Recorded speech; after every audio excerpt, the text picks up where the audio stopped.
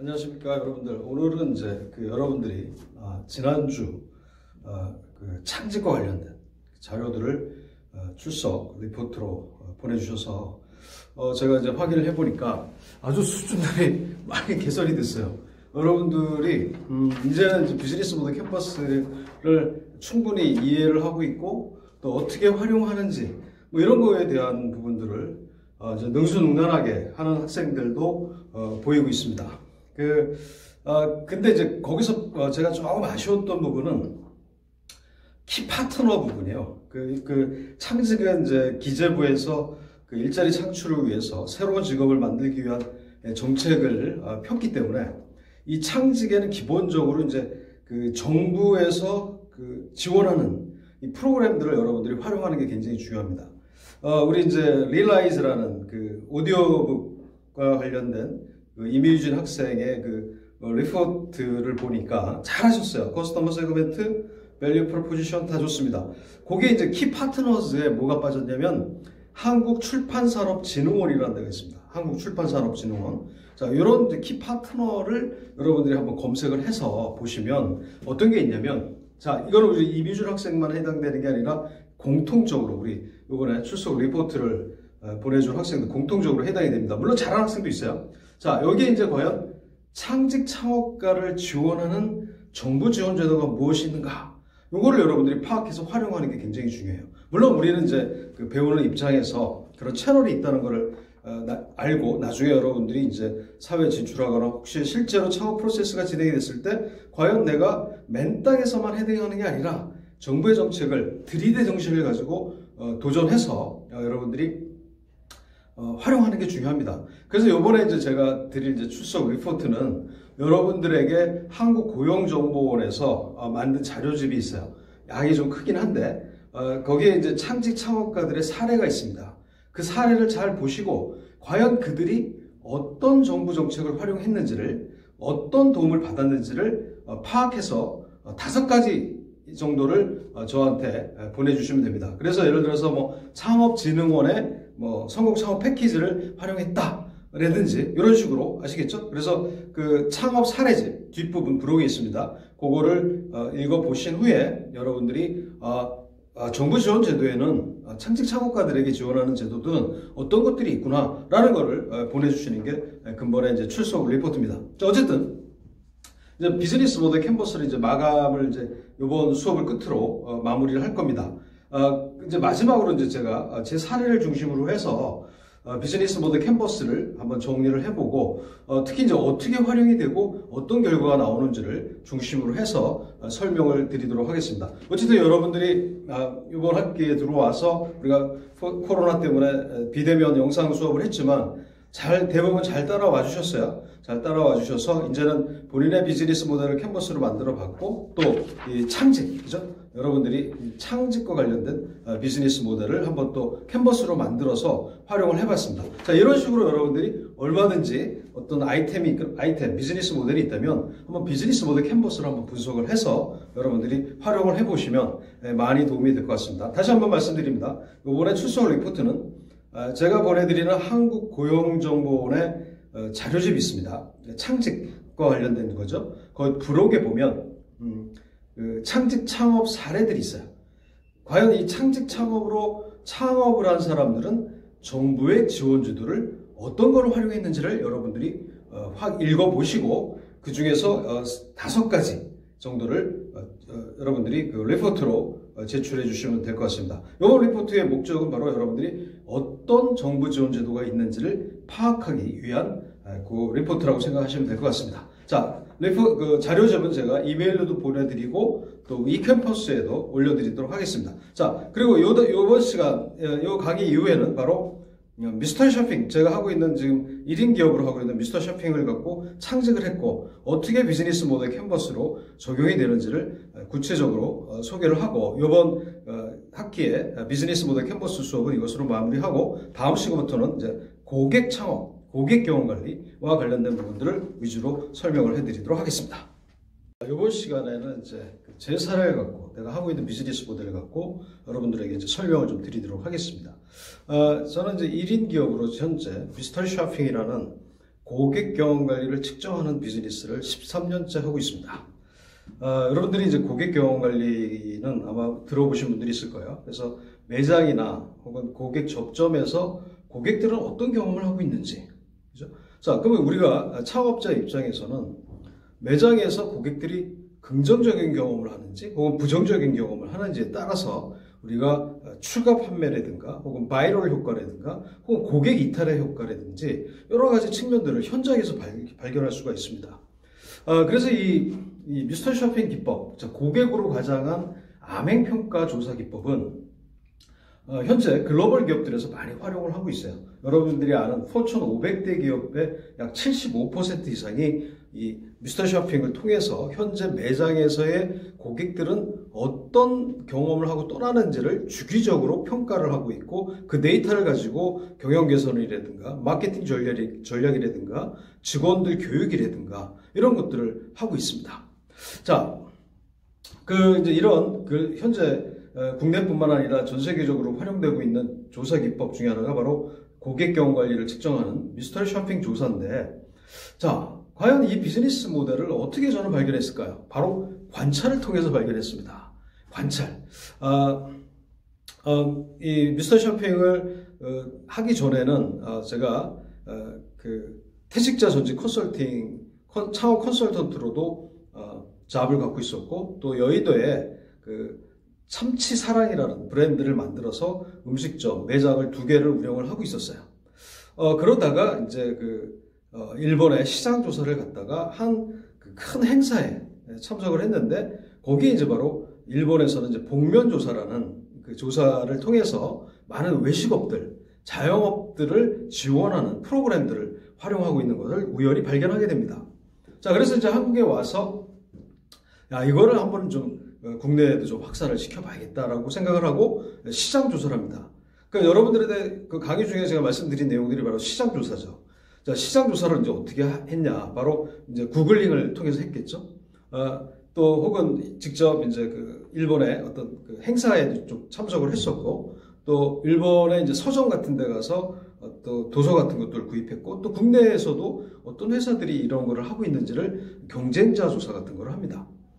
그러다가 이제 2007년도에 태국 방콕에서 MSPA라는 전 세계 미스터 쇼핑을 하는 사업자들이 모이는 컨퍼런스가 열립니다.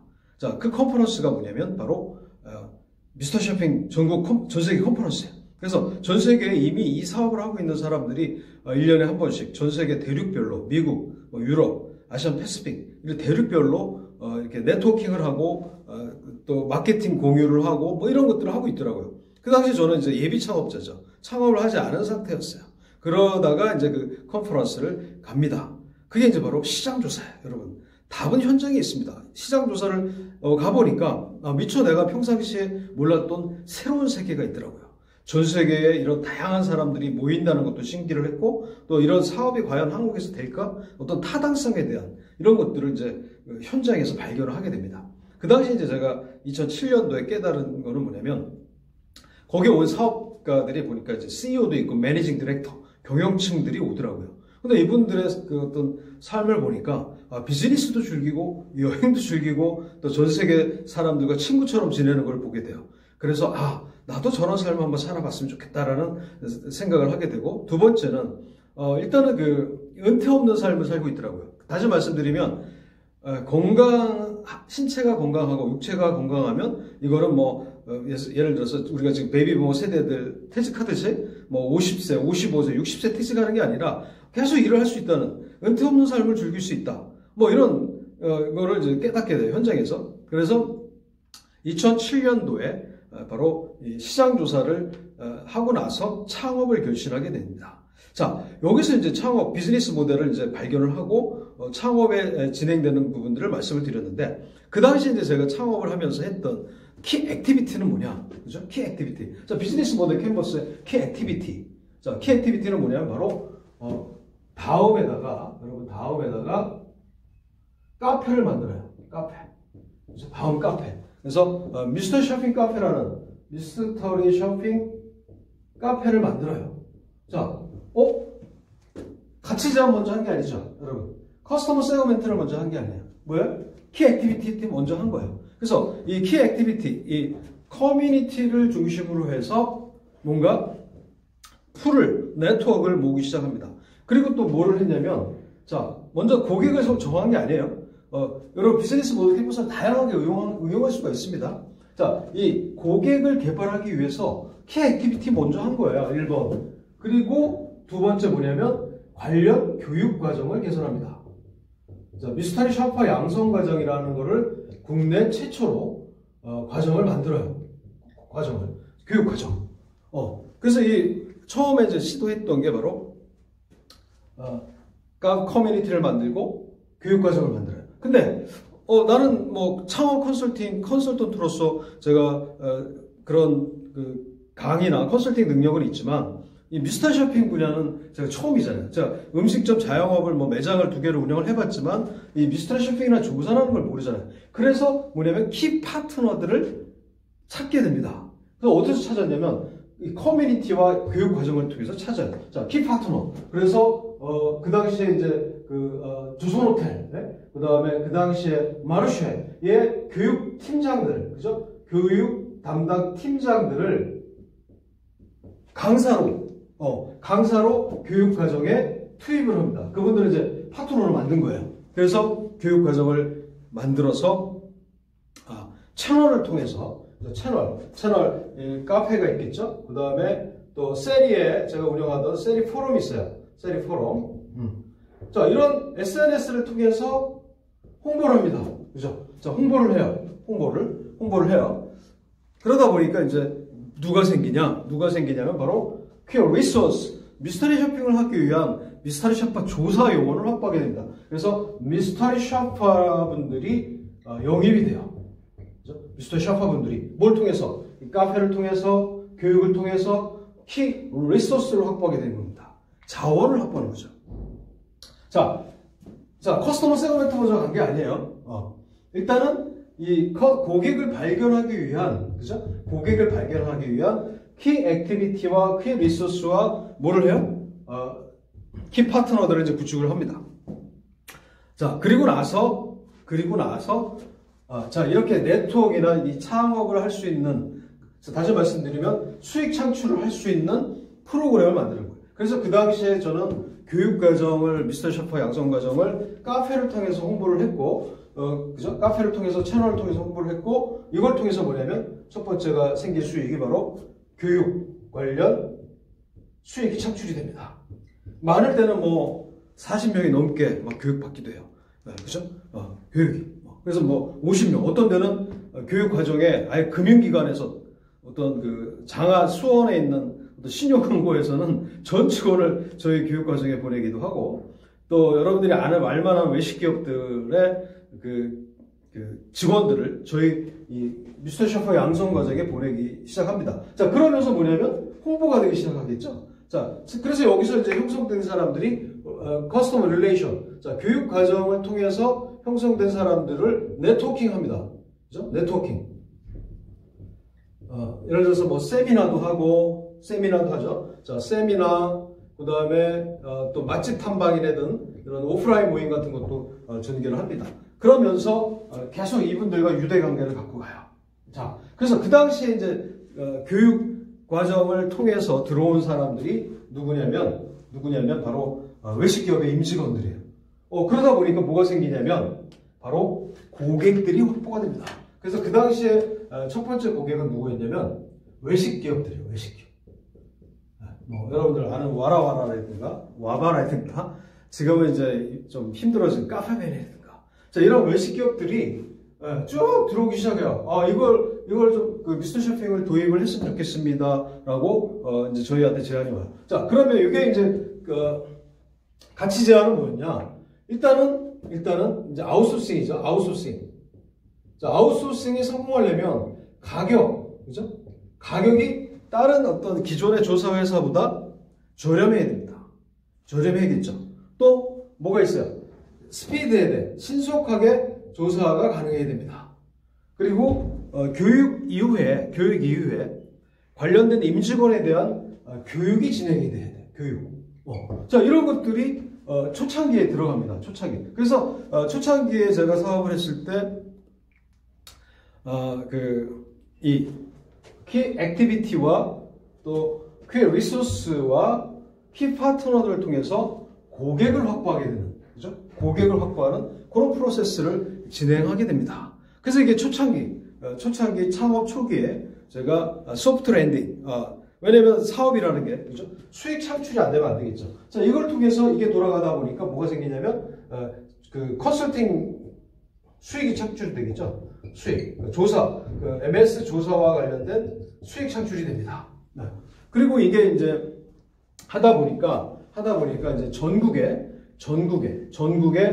조사망을 구축하게 돼요. 그래서 이 당시에 키 파트너로는 뭐 대구, 광주, 부산, 이 미스터 쇼핑 조사와 관련된 네트워크를 구축하는데, 그 당시에 들어오신 분들이 다 뭐냐면 이 교육 과정을 키 액티비티를 통해서 확보된 사람들이 바로 이 전국의 하나의 네트워크로 확보가 됩니다. 자, 이게 키 파트너와 리소스가 혹은 액티비티가 좋아지니까 뭐냐면 전국 조사가 가능해집니다.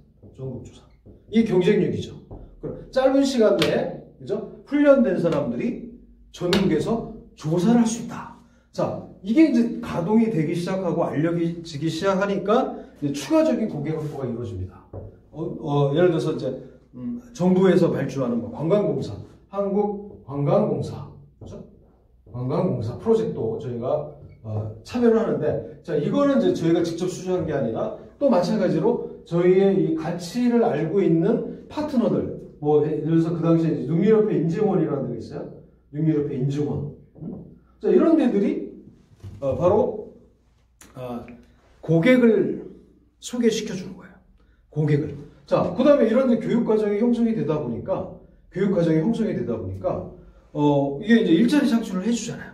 특히 이제 미스터 샤파로 활동하시는 분들이 주로 경력 단절 여성, 직장인들, 퇴직자들, 물론 우리 경희대 학생들도 저희 프로그램에 참여를 해서 훌륭한 아르바이트를 한 학생들도 있고, 뭐 재작년에는 우리가 어딥니까, 그죠? 우리 이번에 수업 듣고 있는 학생도 있지만 우리 경희대학교 호텔 경영학회 학생들도 또 프로젝트에 참여를 해서 야놀자라는 회사에 대한 우리가 숙박업소 진단도 해본 경험이 있습니다. 어쨌든 자, 여러분 좀 뭔가 생생하지 않습니까? 이건 실제 일어났던 일들이에요.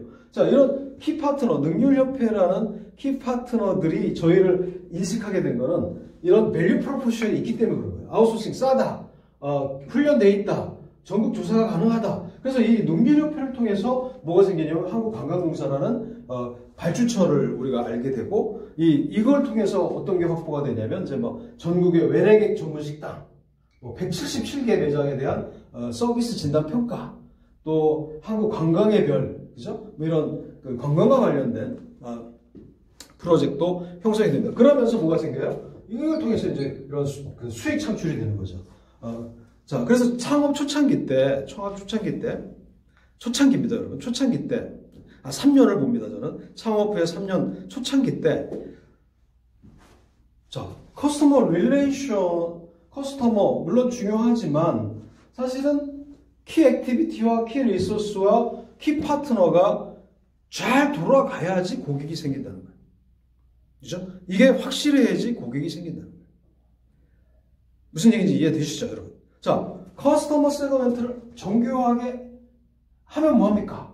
가치 제한과 이런 키 액티비티와 키 리소스와 키 파트너가 약하면 지속 가능을 담보하기가 어렵다는 얘기예요.